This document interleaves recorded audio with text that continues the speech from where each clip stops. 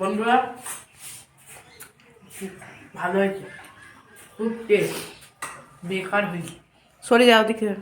মায়েরও বন্ধু ছেলেরও বন্ধু সত্যি। তো ছেলে একটু ইয়ার্কিই করছিল, কারণ আমি জানি যে আমি রান্নাটা ভালোই করেছি, তবে হ্যাঁ অল্প তেলে। আর এই যে সকালের সমস্ত কাজকর্ম তো সারা হয়েই গিয়েছিল। তারপর যে সমস্ত সবজিপাতি কেটেছিলাম সেগুলো সব গুছিয়ে গেছে নিয়ে আর একবার ঘরটা ভালো করে ঝাঁট দিয়ে নিচ্ছি। আর কুয়াশা থাকলেও বেশ সুন্দর রোদটা পড়েছে, মিষ্টি মিষ্টি রোদ, খুব ভালো লাগছে। তো এখানে ঝাঁটপালা দিয়ে এগুলো সব নোংরাগুলো বাড়ির দিকে ফেলে দিই। ফেলে দিয়ে তারপর চাউমিনটা আমায় খেতে হবে। ছেলে তো খেয়ে চলে গেছে, তো সেটাই। চলো এখানে গুছিয়ে গাছিয়ে নিয়ে ছাদে চলে যাই। তারপর দেখো ছাদে চলে এসেছি। ছাদে চাউমিনটা নিয়ে বসে একটু রোদ পোয়াচ্ছি আর চাউমিনটা খাচ্ছি, বেশ ভালো লাগছে। আবার খেতে খেতে আমি এটাও ভাবছি যে খাচ্ছি তো ঠিক কথায়, এবার তো অনেক কাজ আছে, অনেক কাচাকুচি আছে, সেসবগুলো তো এবার সারতে হবে। কোনো কিছু কাজ করার আগে আমি প্রচুর ভয় পাই, প্রচুর চিন্তা করি যে বাপরে এতগুলো কাচাকুচি করতে হবে, এই কাজ সেই কাজ, মানে প্রচুর রকমের একটা চিন্তা ভাবনা। কিন্তু যখন কাজে হাত দিই তখন চেষ্টা করি যে সেই কাজগুলো তাড়াতাড়ি করে কমপ্লিট করার। আর তখন আর মনে হয় না কিছু, যে এটা ভারী লাগছে বলে।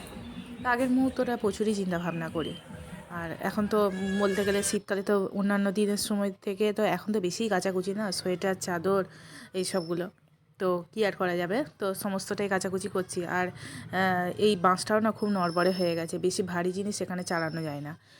কেননা ওইটাই একটা ভয় যে ওই যে ওখানে যে ক্লিপগুলো লাগানো আছে না, বাঁশটা আর কি যেখানে লাগানোর ব্যবস্থা করা হয়েছে সেইখানটাতে ভেঙে যাওয়ার একটা সম্ভাবনা থাকে। ওই দিকের বাঁশটা তো ওইভাবে ভেঙে গেছে, কেননা ভারী ভারী সমস্ত কেচে কুচে শুকুতে দিচ্ছিলাম, তো সেই কারণে হালকা পাতলাগুলোই দেওয়ার চেষ্টা করি। তবে যেটা না নইলে নয়, কোনো জায়গায় হয়তো ধরছে না তখন এখানে দিচ্ছি। তবে এক একদিন এতই কাচাকুচি হয় না, তখন এই তারটাও ছোটো পড়ে যায়। নাহলে অন্য অন্য সময় তো ওটা কোনো ব্যাপার না, মানে দেখো দুজনের জামা কাপড় কতটাই বা লাগে, তাই না? এই ঠান্ডায় যে কোনো কিছু কাজ করব কেন জানি না মনই লাগছে না। এই ছাদটায় দেখো কালকে সবজিপাতিগুলো কেটেছিলাম, সেগুলো শুকিয়েই পড়ে আছে। যেগুলো ঠিকঠাকভাবে ব্যবস্থা করি, ছাদটা ঝাঁট দিই, সেটা পর্যন্ত হয়ে ওঠেনি।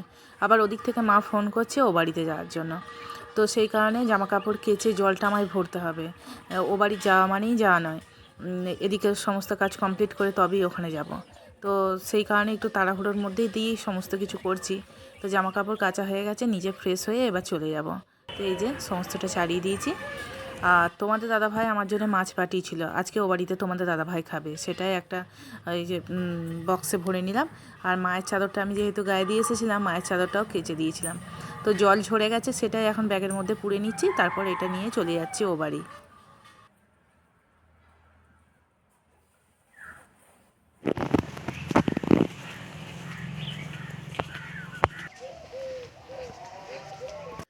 এই সমস্ত কাজকর্ম সেরে এখানে আসতে বেলা 12টার উপর হয়ে গেছে, কারণ 12টা জলটা আমি ধরে এলাম।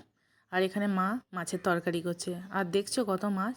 আসলে এত মাছ ছিল বলেই মা বললে এখানে খেয়ে নে, একার জন্য তোকেও রান্না করতে হবে না আর একার জন্য আমাকেও করতে হবে না, দুজন খেলে তবু একটা মনটা বুঝে যাবে। এখানে একটা বাটা মাছ নিলাম, তারপর আমি আর বোন বেরিয়ে যাচ্ছি।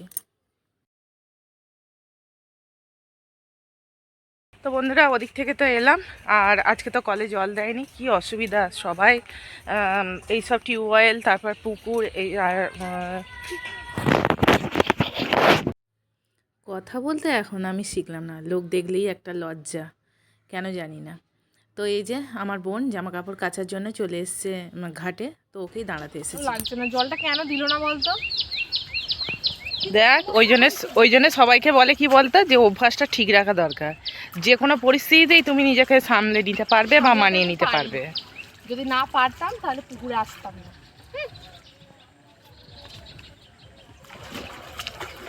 আয় ওই ঘাটে যাই।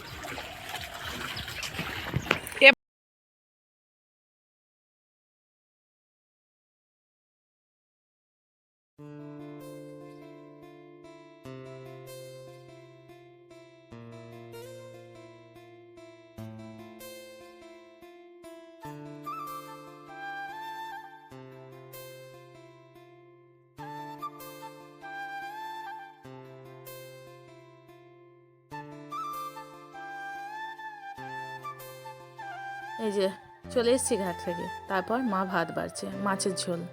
তো আজকে এটাই রান্না, আর কিছু নয়। তো চলো ভাত ভাত খেয়ে একটু বসি। এই যে আমার সব থেকে প্রিয় জায়গা, এখানটাতে অনেকক্ষণ রোদ থাকে, তো সেই কারণে এখানে বসে পড়ছি, একটু রাখি বানাবো। তবে বেলা অনেকটাই হয়েছে, বাচ্চাদের পড়ানো আছে, তবুও হাতে যেটুকু টাইম আছে বসে থাকবো শুধু, তো সেই কারণে রাখি নিয়ে বসলাম। আর কি সুন্দর ফুল ফুটেছে দেখো মায়ের গাছে, সত্যি অসাধারণ। তারপর চলে এলাম এ বাড়িতে, এসে দেখছি জামা কাপড়গুলো, সোয়েটারগুলো তো এখনও ভালো শুকোয়নি, সামান্য রোদ আছে, তো সেই কারণে জামা কাপড়গুলো তুললাম না, নিচে নেমে এলাম, বাচ্চারা পড়তে এসেছে। তবে হ্যাঁ, এদেরকে পড়াতে পড়াতেই ওদিকে যে জানলাটা আছে না, এই জানলাটা দিয়ে দিচ্ছি, কেননা একটু গরমে গরমে দিয়ে দিলে না ভালো, আর জানলা দিয়ে সবসময় রোদ আসে। তো চলো আজকের ব্লগ এটুকুই রাখলাম।